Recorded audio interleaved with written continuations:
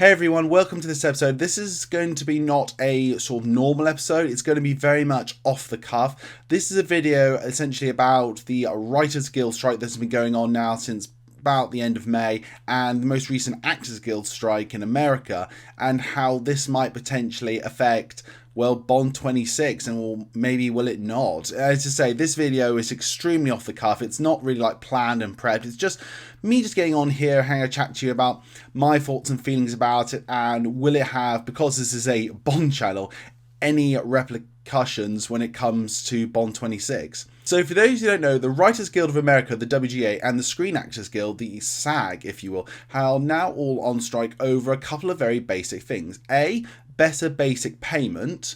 B, for the limited control and the worry about what the studios are going to do with AI, and about residuals.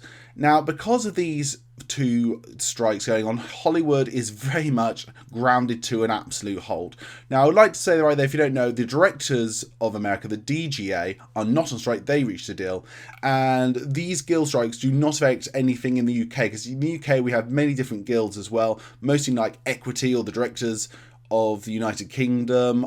You know, they're not on strike. This is mostly all about USA, but Bond does get a good bit of money and sort of help from American studios. And recently it's been like Columbia Pictures, with No Time to Die, was Universal for release. So there is a question of actually, will this affect Bond 26? Before we go any further, I think I just want to give my thoughts and opinions to you all about where I stand with all the strikes going on with America when it comes to the WGA and SAG. Now, I will say this, I have tried many a time on the channel to try and just stay away from political things or anything that someone might consider a political idea, and it is virtually impossible to do that because you could just say something and someone could take it as a political statement. But for me, I think it's okay talking about this strike going on because I think it'll have major repercussions not only for the Bond series, but for Hollywood in general, how things are worked out and how new things are going to go forward. I think 2023 is going to be one of those landmark years where we're going to see some big changes to the world of movie making, how things are done. And again, that's why I think it's important to talk about it here. But essentially, it boils down to this.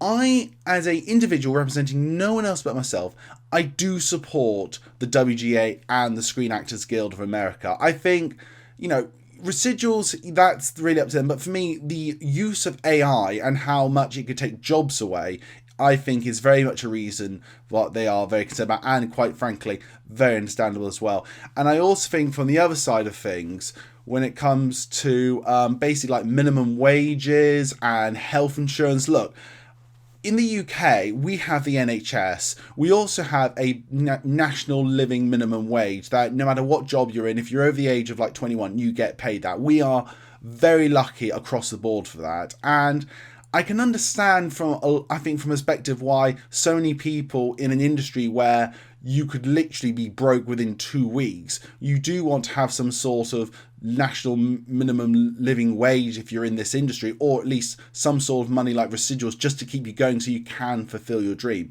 And also on that note, when it comes to AI, and I'm excluding Mission Impossible Dead Reckoning Part 1 here, but definitely go watch that, by the way. I think AI is actually very dangerous. Now, do I use a bit of AI in my life? Yes, I do for a little bit, but I am wary of AI and I don't really like using it, and I avoid it very much like a plague. For me, you think of films like Terminator and Blade Runner and Ultron, and people say, oh, AI is great. It goes, have you seen these movies in the past of what could be done with AI if we're not careful? So that's really my thoughts really about, just very quickly, about where I stand with the whole sort of strikes going on, whether I'm pro or for them. But anyway, it's just to give a bit of context here. But the main reason you've come onto this video is the discussion about what's going to happen with Bond. And for me, it is really, I suppose, up in the air about what could happen. I think it's also fair to mention at this point, we must also look back here a bit at Quantum of Solace. Now, Quantum of Solace was made in a rush during a previous Writers Guild of America strike where no writer could go on and help what they already had written. And I think it's fair to say the film slightly suffered for that. I think everyone's mentioned in the past, like, yeah, upon reflection, it would have been better if we had not released it as quick as we did and allowed the Writer's Guild strike to take its course and then try and fix it back later. And Daniel Craig mentioned how he tried to write bits of the script and he was no script writer. So when there is a Writing Guild strike going on, I think it's fair to stay and understand why this could be a bit of an alarming issue for Bond 26.